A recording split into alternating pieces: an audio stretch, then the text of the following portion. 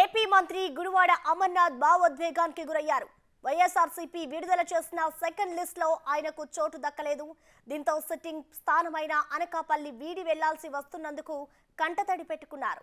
రాజకీయ ప్రయాణంలో తనకు సహకరించిన కార్యకర్తలు, నాయకుల రుణం ఎప్పటికైనా తీర్చుకుంటామన్నారు.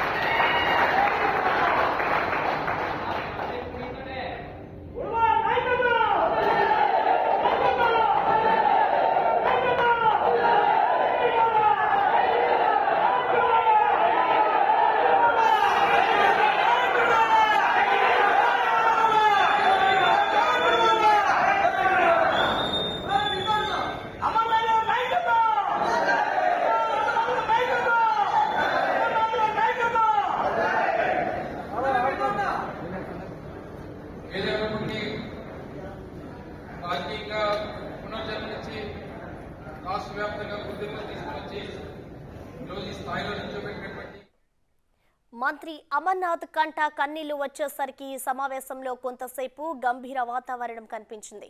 గత ఎన్నికల్లో అనకాపల్లి నుంచి ఎమ్మెల్యేగా గెలిచిన అమర్నాథ్ కు మంత్రివర్గ విస్తరణలో కీలక పోర్టుఫోలియో లభించింది.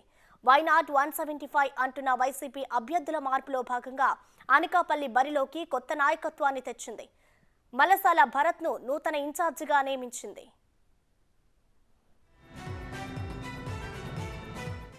రెండో జాబితాలో మంత్రిని మార్చేసిన అధిష్టానం అమర్నాథ్ కు ఎటువంటి బాధ్యతలు అప్పగించేది ప్రకటించలేదు. ముఖ్యమంత్రి ఆదేశిస్తే పోటీకి దూరమై కార్యకర్తగా జెండా పట్టుకుని తిరిగి వైసీపీ విజయానికి కృషి చేస్తానంటున్నారు అమర్నాథ్. అనకాపల్లి నియోజకవర్గ ప్రజలను తాను చనిపోయే వరకు గుర్తు పెట్టుకుంటానన్నారు అమర్నాథ్.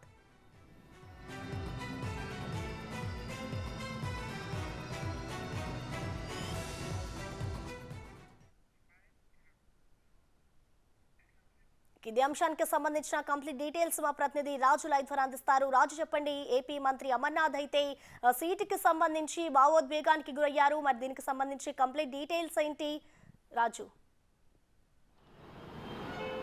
గత 2 సంవత్సరాలుగా కూడా మంత్రిగా పనిచేసినటువంటి అమర్నాథ్ అనకాపల్లి నియోజకవర్గం నుంచి శాసనసభ్యుడిగా ప్రాతినిధ్యం వహిస్తున్నటువంటి తెలిసింది. కానీ ఇప్పుడు అంటే 2024 ఎన్నికల్లో మంత్రి అమర్నాథ్కి అనకాపల్లి నియోజకవర్గం నుంచి సీట్ లేదు. అనకాపల్లి నుంచే కాదు, అసలు ఇప్పటివరకు అయితే వైసీపీ అధిష్టానం ఏ ప్లేస్ నుంచి మంత్రి అమర్నాథ్ పోటీ చేస్తారు, లేదా ఎంపీకి వెళ్తారా, ఎమ్మెల్యేగా పోటీ చేస్తారా, ఇతర బాధ్యతలు ఏమైనా అప్పగిస్తుంది అనేది కూడా ఒక క్లారిటీ ఇచ్చినటువంటి పరిస్థితి లేదు. ఈ నేపథ్యంలో మంత్రి అమర్నాథ్ అయితే కొంత స్తబ్దతగా ఉన్నారు. గుమ్మనంగా ఉండి తన మనసులో ఉన్నటువంటి మాటను మాత్రం బయట పెట్టలేకపోయినా కేవలం పార్టీ ఏ పని ఆదేశిస్తే ఆ పని చేయడానికి, చివరికి జెండా మోయడానికైనా సిద్ధంగా ఉన్నాననే పరిస్థితికి దాదాపుగా గత 20 రోజులుగా నడుస్తున్నటువంటిది అయితే కనిపిస్తుంది. కానీ వైసీపీ అధిష్టానం ఒక్కసారిగా ఆ సీట్లు మార్పులు చేయడం, అక్కడ మలసాల భరత్ కుమార్ అనే ఒక ఎన్ఆర్ఐ అనే కొత్త వ్యక్తిని బరిలోకి దించుతూ అతనికి పార్టీ ఇన్ఛార్జి బాధ్యతలు అయితే అప్పగించినటువంటి పరిస్థితి అయితే ఉంది. నిన్న అనకాపల్లిలో కొత్త నియోజకవర్గ ఇన్ఛార్జిగా మలసాల భరత్ కుమార్ని ఇంట్రడ్యూస్ చేయడానికి వచ్చినటువంటి మంత్రి గుడివాడ అమర్నాథ్ అప్పటి వరకు చాలా ఉత్సాహంగా ఉన్నారు. అందరితో నవ్వుతూ మాట్లాడారు. తన మనసులో ఏ బాధ లేనట్లుగా కనిపించినటువంటి పరిస్థితి కనిపిస్తుంది. కానీ అమర్నాథ్ మాట్లాడే సమయంకి వచ్చేసరికి ఒక్కసారి ఉద్వేగానికి గురై కన్నీళ్లు పెట్టుకున్నటువంటి పరిస్థితి అయింది. కార్యకర్తలు అందరి సమక్షంలో కూడా తన కళ్ళంట నీళ్లు పెట్టుకుంటూ ఏడుస్తూ మాట్లాడారు. ఎందుకంటే నాకు అనకాపల్లి ప్రజలు, ఆయన ఉండేది విశాఖపట్నం సమీపంలో ఉంటుంది. దాదాపుగా ఆయన నివాసం ఉండే ప్రదేశానికి అనకాపల్లికి 30 కిలోమీటర్ల దూరం ఉంటుంది. అయినా కూడా అనకాపల్లి ప్రజలు తనని ఆదరించారు, గెలిపించి నన్ను ఎమ్మెల్యే చేయడమే కాకుండా మంత్రి అయ్యే అవకాశం కల్పించారు. అలాంటి అనకాపల్లి ప్రజలను నేను జీవితంలో మర్చిపోలేను, ప్రాణమున్నంత వరకు గుర్తుపెట్టుకుంటానని అనగానే ఒక్కసారి అటు మంత్రి ఎదురుగా ఉన్నటువంటి కొంతమంది మహిళా కార్యకర్తలు కూడా కన్నీళ్లు పెట్టుకున్నటువంటి పరిస్థితి ఉంది. ఇక్కడ ఈ చర్చ నడుస్తుంది. ఎందుకు మంత్రి కన్నీళ్లు పెట్టుకోవాల్సినటువంటి పరిస్థితి ఉంది? ఇప్పటి వరకు చాలా హుందాగా వ్యవహరించినటువంటి గుడివాడ అమర్నాథ్ పార్టీ ఆదేశిస్తే జెండా మోయడానికైనా సిద్ధంగా ఉన్నానని చెప్పినటువంటి అమర్నాథ్ ఒక్కసారిగా కార్యకర్తలతో మాట్లాడుతూ అప్పటి వరకు సరదాగా ఉన్నటువంటి వ్యక్తి ఒక్కసారిగా ఎందుకు ఆ కన్నీళ్లు పెట్టుకున్నాడనేది ఇప్పుడు చర్చనీయాంశంగా మారింది. ఇప్పటి వరకు గుడివాడ అమర్నాథ్కి అనకాపల్లి సీటు కాకపోతే మాడుగుల అంటే కర్ణం ధర్మశ్రీ ప్రాతినిధ్యం వహిస్తున్నటువంటి మాడుగుల సీటు కూడా కర్ణం ధర్మశ్రీకి అలాట్ చేయట్లేదు కాబట్టి కర్ణం ధర్మశ్రీ ప్లేస్లోకి గుడివాడ అమర్నాథ్ని పంపిస్తారనే ఒక ప్రచారం అయితే జరుగుతుంది. దీంతో పాటుగా అనకాపల్లి ఎంపీగా అవకాశం కల్పిస్తారనే మరో ప్రచారం జరుగుతుంది. ఈ రెండు చోట్ల ఎక్కడో చోట అకామిడేట్ చేస్తారనే ధీమాతో ఉన్నటువంటి గుడివాడ అమర్నాథ్ ఒక్కసారిగా తన మనసులో ఉన్నటువంటి బాధను బయటకు ఎక్కినట్టు పరిస్థితి అయితే ఉంది. అనకాపల్లిని నేను వదలలేకపోతున్నాను, విడిచిపెట్టి ఉండలేను, మర్చిపోలేను, కానీ ఇక్కడ ఉన్నటువంటి ప్రజలందరూ రుణం తీర్చుకోవాలంటూ ఒక్కసారిగా చెప్పినటువంటి పరిస్థితి అయితే ఉంది.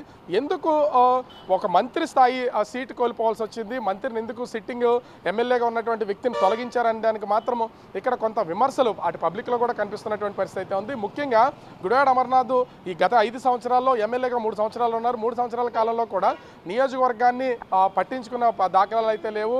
ఎప్పుడు విశాఖపట్నంలో ఉండడం, నియోజకవర్గంలో ఎవరికి ఏ విధమైన అభివృద్ధి చేయలేదని ఒక విమర్శ ఉంది. 2 సంవత్సరాల నుంచి మంత్రిగా ఉన్నటువంటి అమర్నాథ్ చివరికి నియోజకవర్గ వ్యాప్తంగా ఉన్నటువంటి కొన్ని ప్రధానమైనటువంటి రోడ్లు కూడా వేయించలేకపోయారనేది తీవ్రమైనటువంటి విమర్శ. తనతో పాటు తన అనుచరగడం దాదాపుగా ఒక 20-30 మందికి మాత్రమే తన మేలు చేకూర్చారు తప్ప నియోజకవర్గానికి కానీ ప్రజలకు కానీ ఏ విధమైనటువంటి మేలు చేయలేదని ప్రజల నుంచి వస్తున్నటువంటి ఆరోపణ. అదేవిధంగా ఇప్పుడు సర్వే టీము దాదాపుగా ఇప్పటికీ 5 దఫాలుగా చేసినటువంటి సర్వేల్లో కూడా గుడివాడ అమర్నాథ్కి ప్రజల నుంచి ఇదే అభిప్రాయం వ్యక్తమైనటువంటి నేపథ్యంలో వాళ్ళ వైసీపీ పార్టీకి సర్వే చేస్తున్నటువంటి టీం కూడా ఇదే అభిప్రాయాన్ని వ్యక్తం చేసింది. దీంతో అమర్నాథ్ సీట్ కోల్పోవాల్సినటువంటి పరిస్థితి అయితే ఉంది. మనసులో జగన్మోహన్ రెడ్డి ఏది ఆదేశిస్తే అదే పని చేస్తానని చెప్తున్నా కూడా మరి తర్వాత ఏదైనా నిర్ణయం తీసుకుంటారా లేదా అనేది వేచి చూడాలి. అయితే నిన్నటి అమర్నాథ్ మాట్లాడిన తర్వాత సభావేదిక మీద చాలామంది మాట్లాడారు.